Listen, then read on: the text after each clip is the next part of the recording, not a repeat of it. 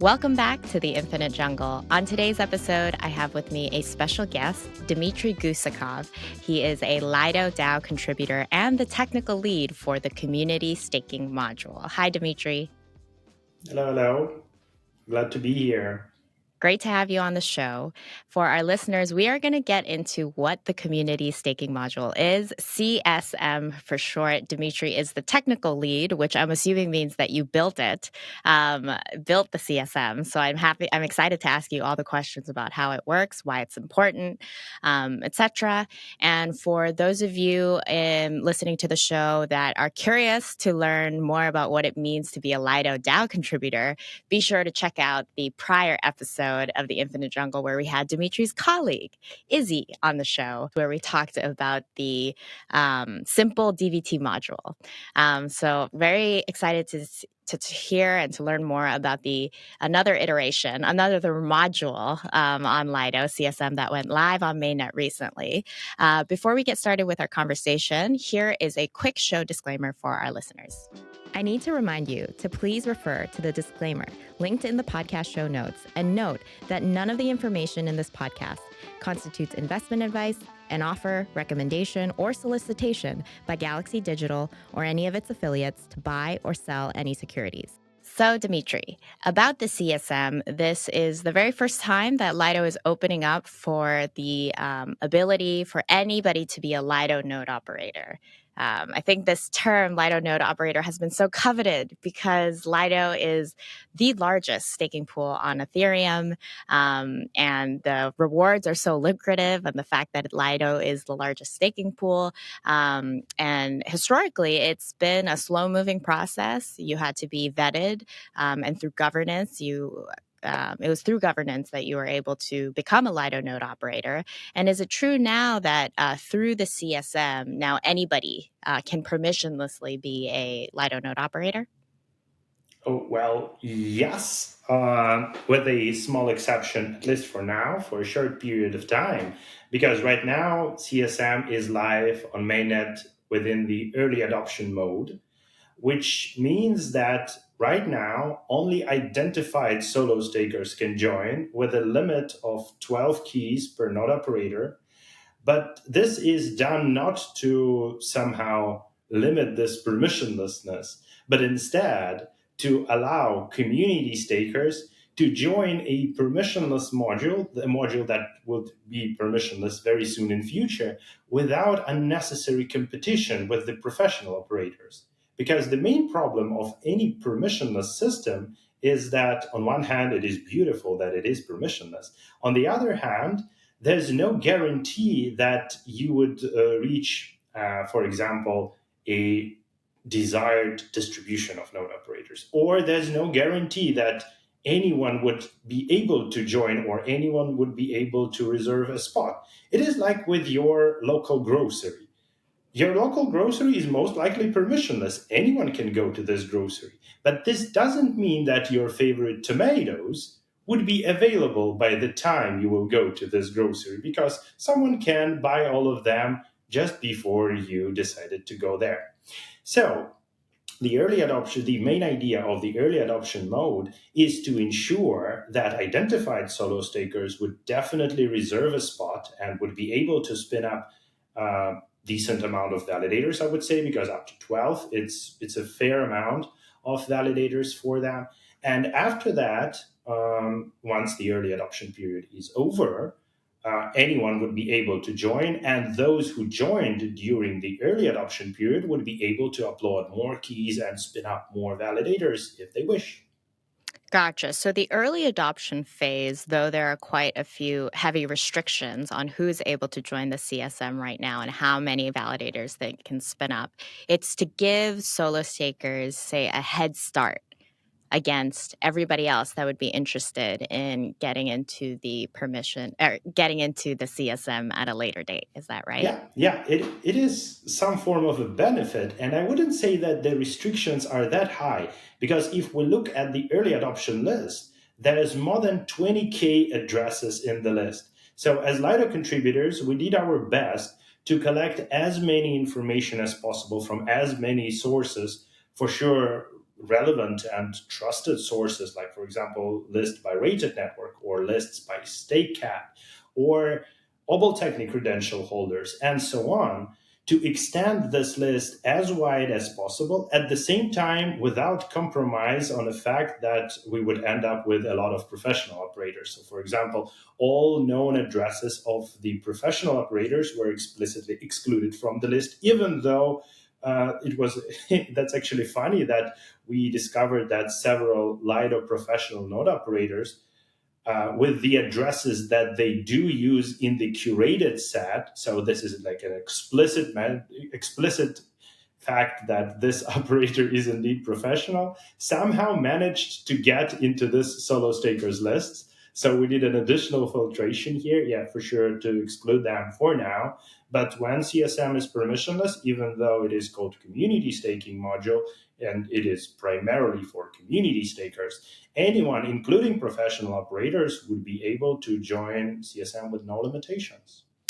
Now, do you foresee that once the early adoption phase is over, the distribution of Lido node operators in Lido will reflect the distribution of node operators more broadly on Ethereum? So if we are seeing, say, 80% of professional node operators on Ethereum and, say, 20% solo stakers, I'm taking these numbers out of thin air. These are not actual numbers.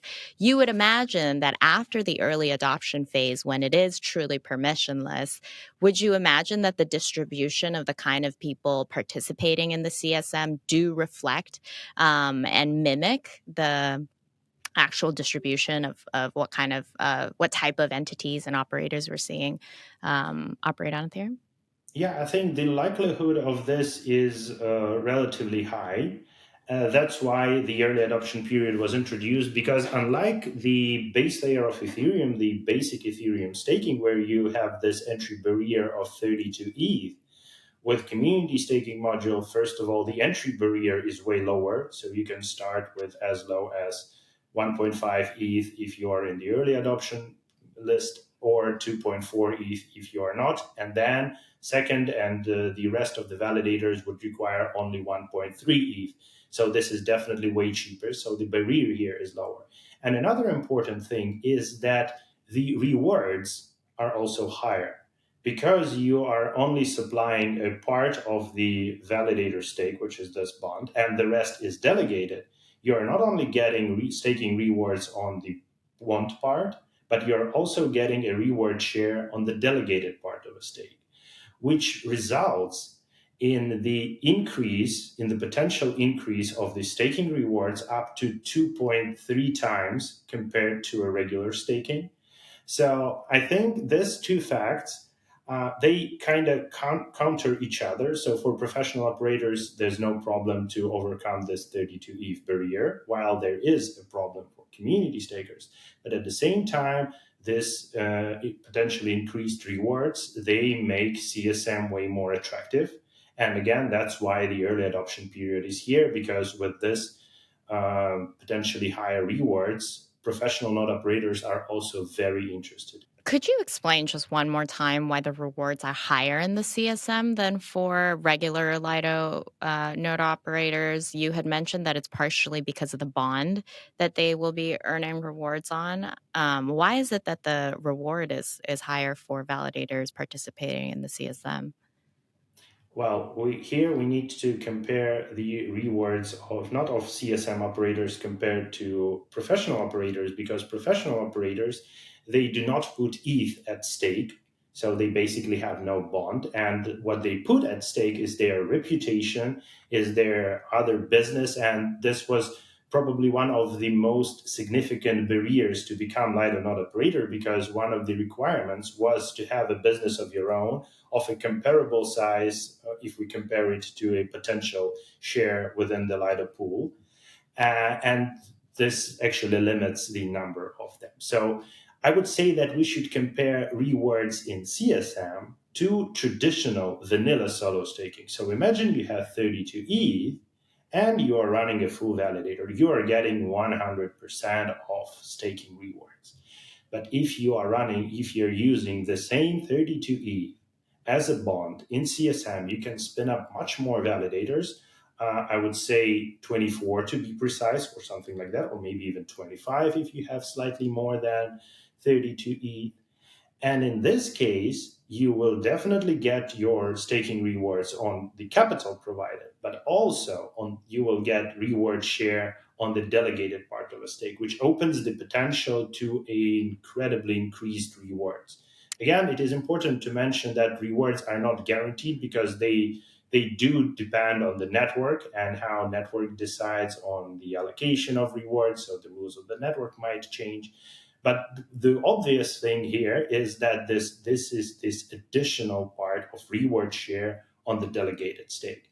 And by the way, this share is 6% compared to 5% in the curated module. So it is technically, even by this share, the rewards in CSM are technically slightly higher. To try and encourage more participation in the CSM, is that why the 6%, why it's a little bit higher instead of being 5% and 5%? There's two reasons for that. So the detailed explanation behind the number of 6% is presented in the risk assessment research, which is presented on the research forum. But the gist is that, first of all, CSM node operators, even though they are permissionless, they do put bond as a stake, which means that in case of any issues or like any potential losses or even slashing, there's no need for any actions from the DAO itself to communicate, or from the DAO contributors to communicate, for example, as with the professional operators, to negotiate the compensation, to perform this compensation, and so on, because this compensation can be done automatically. Which means that from the operational perspective, CSM is way more automated and way more autonomous than the curated module. That's the first thing. And second thing, again, having ETH at stake, guaranteed ETH locked within contracts to serve as the safety deposit, makes CSM more appealing for STETH holders. For example, it basically safer to delegate your ETH to community staking operators. That's why the reward share here is slightly higher to make it more appealing and to somehow compensate for this extra safety provided by the node operators. That makes sense. And just to confirm, because this is a little bit of a recap from the prior episode I had with Izzy, but the other 4%, or in the case of Lido professional operators, when it's 5 and 5, the other 5%, it goes to the DAO, correct? Yeah, it is allocated to the DAO treasury. Gotcha. Yeah. I am under the impression that the CSM has a cap on how much it can actually use to operate validators. Right now, I was under the impression that it's only 1% of total ETH staked in Lido.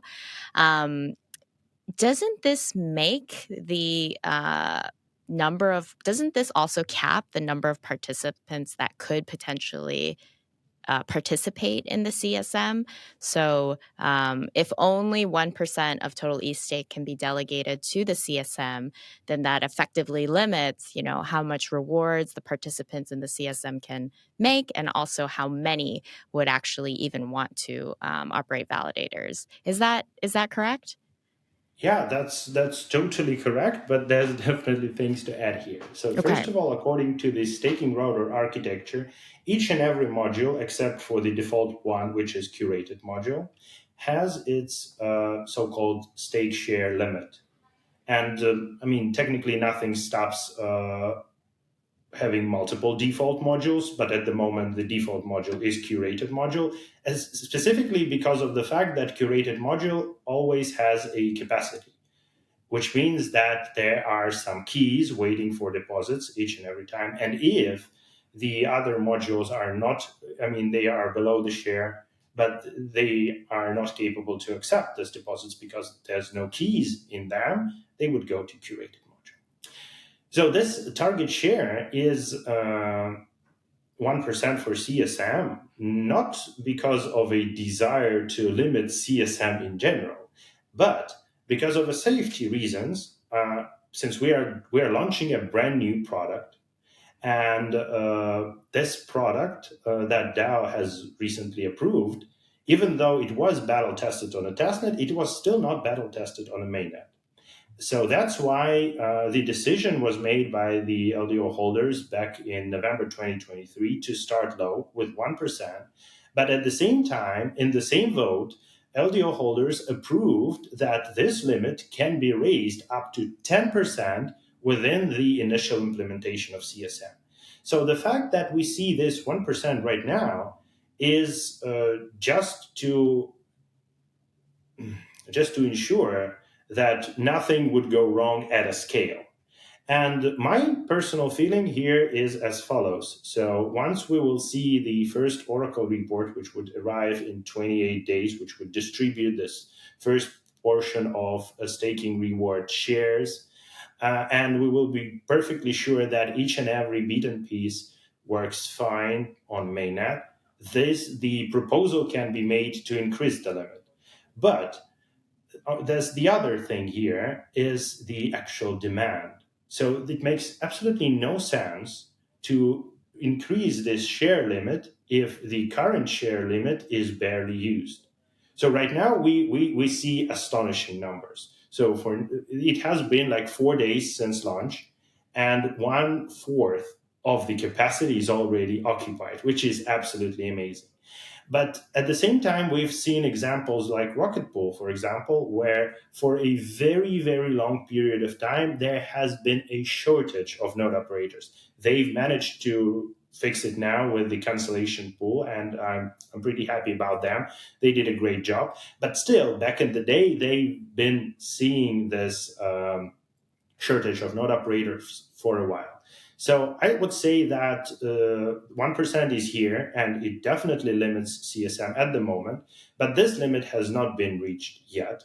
And once we will get closer to the limit, and once we will be sure that every tech works fine, I would personally make a proposal to the DAO, or I would advocate for Lido contributors to help me to make this proposal to the DAO to increase share limit. But if the capacity would not be reached, it makes no sense to increase this limit. Don't you think the reason why the capacity hasn't been reached is because the early adoption limits it to solo stakers? If it was opened up to even professional staking entities, wouldn't you see more demand for the CSM being reached? I guess related to that then, when will the early adoption period end? Okay, so first of all, answering your first question, yes, if CSM would have been released as a permissionless from the day one, this 1%, I think, would have been occupied within like hours, for sure. But at the same time, it would mean that we would basically have like 5 to 10 entities occupying the whole module, which is definitely not ideal. So speaking of the end of the early adoption period, there's two factors here. The first one is, yes, as you've mentioned, we want to be sure that everything works fine from the technical perspective, from the smart contract perspective. I would personally say that it would be better to wait maybe slightly more, maybe 2 months, so something around New Year, just not to only check once, but to double check. So maybe 2 months from the technical perspective. And there's another thing. The main idea, again, as I mentioned, of the early adoption is to allow community stakers and solo stakers to join. And as we all know, it is not a very simple task to spin up mainnet nodes. So on a testnet, it will take you, I don't know, like less than 24 hours, and your nodes are up and running, you're happy, you can join. But on a mainnet, my personal experience, I decided to use minority clients, Lodestar and Aragon. And Aragon took more than a week to get in sync. That's hilarious, like more than a week. So what we do want to do here is we want to have a closer look at the increase in net new node operators, in just new operators within CSM. And once we will see that for the last week, for example, only one new node operator had joined, or maybe only 2 operators had joined, and that's it, that would basically mean that the majority of those who were willing to join during the early adoption mode are already here. And if we combine it with this technical limit of 2 months, it would mean that people had at least 2 months to get everything prepared. And if they haven't joined yet, it means that they are either not super interested or they just do not need this extra benefit of this early access or being able to join early. And this would be the great time to make a proposal for the DAO. They even might be joined. So I think maybe we will see the joint proposal to raise target limit plus end the early adoption period, which might make sense. But we'll see if the target share would be reached, say, within a couple of weeks or within the next month, and we would still be not 100% sure about if we double checked or not all the tech. The target share increase proposal might come first, and then there would definitely be a proposal to end the early adoption period. So summarizing all said, I would say that very early Q1 2025, we would see CSM becoming permissionless. And I think by that time, in this vote, even if the share would be raised before, there would be a need to raise a share once again, because when CSM would become permissionless, we would definitely see a lot of professional and semi-professional operators joining, especially given that there would be no limit on the number of validators. That makes sense. I do appreciate the sentiment that you're really trying to give as much time as possible for people who are running their staking operations from home to be able to spin up these nodes and participate in the early adoption phase if they want to. Curious, though, if you have any concerns or if you're really scared or anxious about the potential that there are solo stakers or home stakers that for some reason can't get into the early adoption period because of the criteria, because they need to perhaps give away their identity or they need to meet these certain requirements. Are you concerned at all that the requirements to even participate in the early adoption phase might disqualify some home stakers or home stakers? I'm not concerned at all because, first of all, no KYC required. None of the sources, at least as far as I know, requires KYC. Maybe Obol, with their technical credentials, do ask for something, but this is only one of the sources. This is definitely not the only source. The two main sources are the lists by Stakecat and Rated, which were collected purely based on the on-chain data. It has no correlation between the address and the identity. So the only correlation is between validator keys and the addresses on the Ethereum network, and that's it. So I do think that there's no reasons for solo stakers or for people who've been solo staking on Ethereum and on Gnosis to be worried about I didn't get to the list because I never passed KYC. No one was asking for KYC for sure. And in addition to these existing lists, we also understood that it would be too limiting to only include existing home stakers and do not allow people who hasn't been staking before to join. That's why there are two additional sources for the early adoption list. The first one is good performers from CSM Testnet. So CSM Testnet has been live since the 1st of July this year.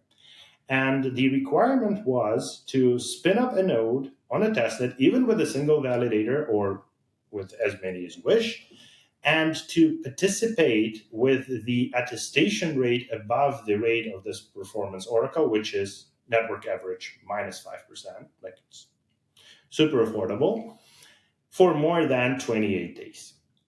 So this is a very simple requirement, and the reasoning behind this requirement is just to make sure that people are really capable of running validators. And Halashki Network is a great place to do so. So people were given a chance to participate on a testnet. And on top of that, the second additional source is the Lido Galax auth holders, or Galx, I'm not quite sure how it is pronounced, but this somewhat identical to POAP platform that allows you to claim badges and also gain points. And if some people were not able to participate on a testnet, but were highly involved in the events held by Lido contributors, both online, offline, and so on, They also were given a chance to get into this list just by the number of the points and so you basically were required to participate like one significant event and a couple of node operator community calls during which we were giving updates and explaining what CSM is. So there were definitely multiple sources, not only by being a solo staker, but also just being an active community participant to get in there. And this program with the odds has been live since November 2023. The first odds were distributed in Istanbul last November. So there has been plenty of time for those who are interested to reserve their spot. And we actually see many people joining CSM mainnet right now because they initially got to the list not only or exclusively by this points on Galaxy, just because they were active community members. I like the robustness of your answer. And that does give me quite a bit of assurance that this early adoption phase is not gatekeeping any solo stakers or home stakers that might want to participate in a permissionless way into Lido. On the topic of OBOL, I have to hark back to the fact that this is not the first module that Lido has launched on top of its curated module. The DVT module was something that went live earlier this year. Now there's two.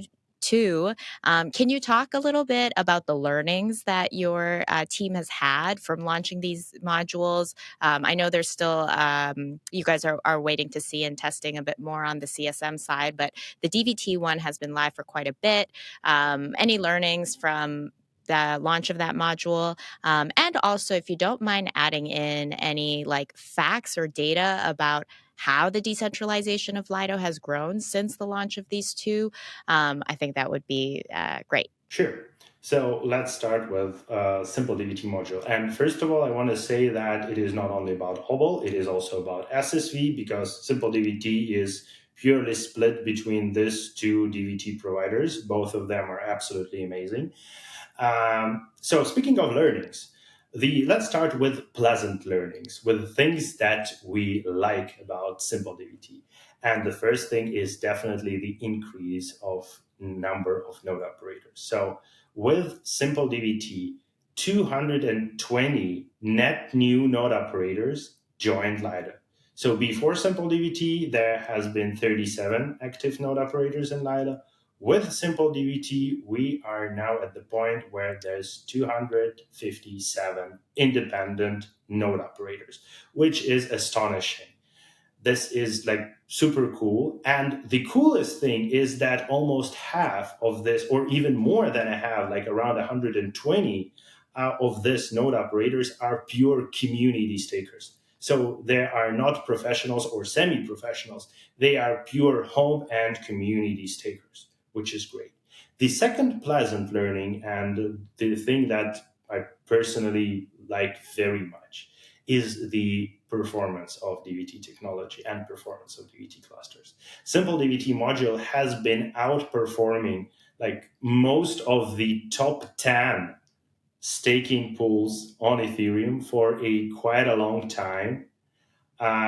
And right now it is more or less on par with the curated SAD and with the rest of the top performance. But the module itself, even though it is not displayed specifically as a separate protocol and rated, but you can definitely check it out. It would be like in top 5 performing pools if we consider Simple DVT as a standalone pool, which is absolutely amazing. So we have a beautiful combination of community stakers being able to join and amazing technology, which results in the great performance. This is super cool.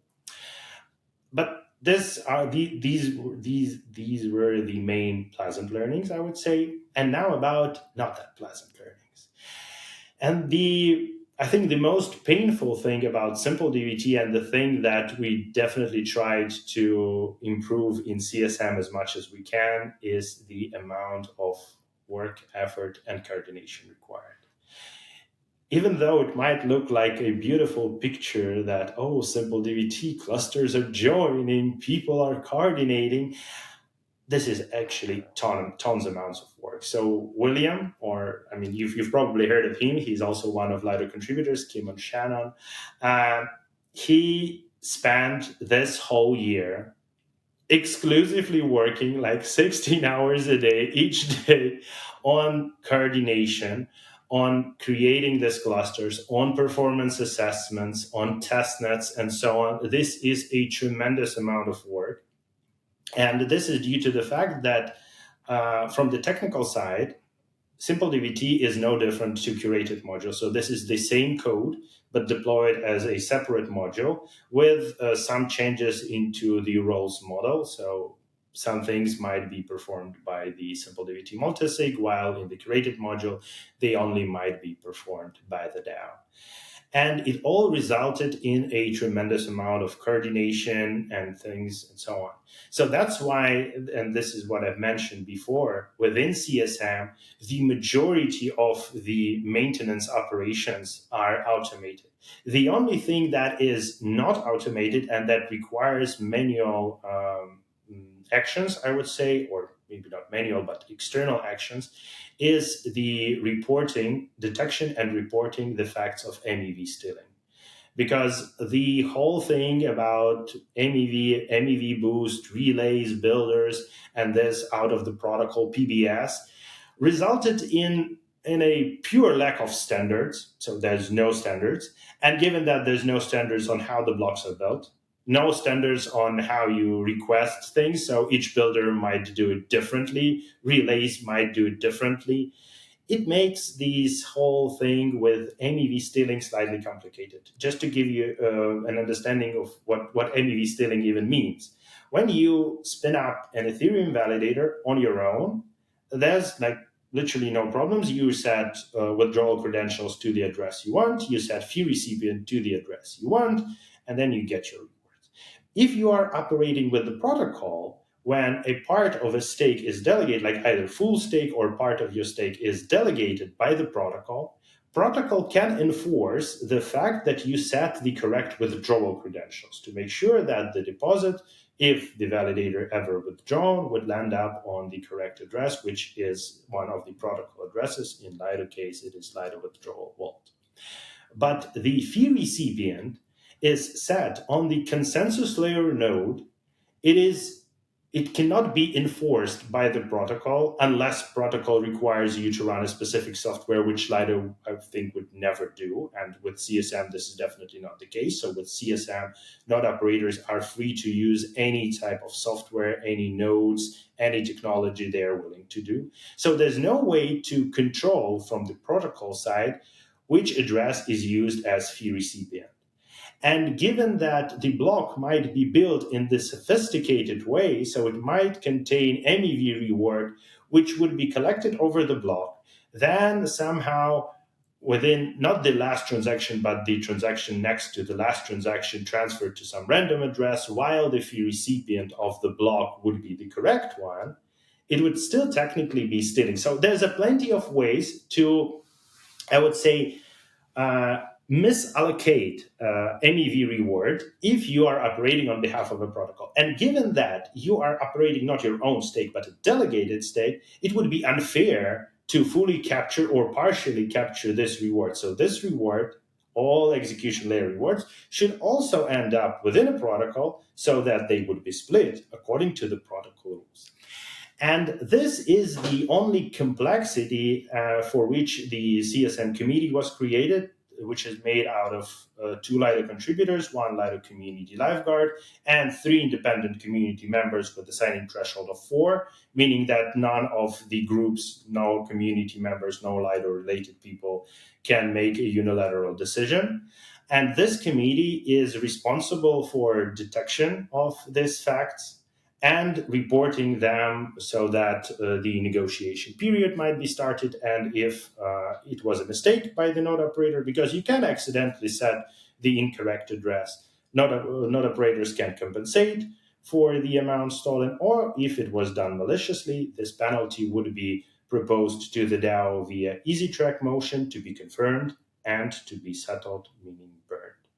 So this is the only manual operation. The rest is automated. So even the reporting of the withdrawal balance, which is definitely crucial, again, when you are operating not fully your own stake, but you're having a bond. And if you, for example, your validator is exited with less than 32 ETH, it means that the difference between 32 ETH and the actual balance should be subtracted from the bond. Even this operation is done via EIP 4788.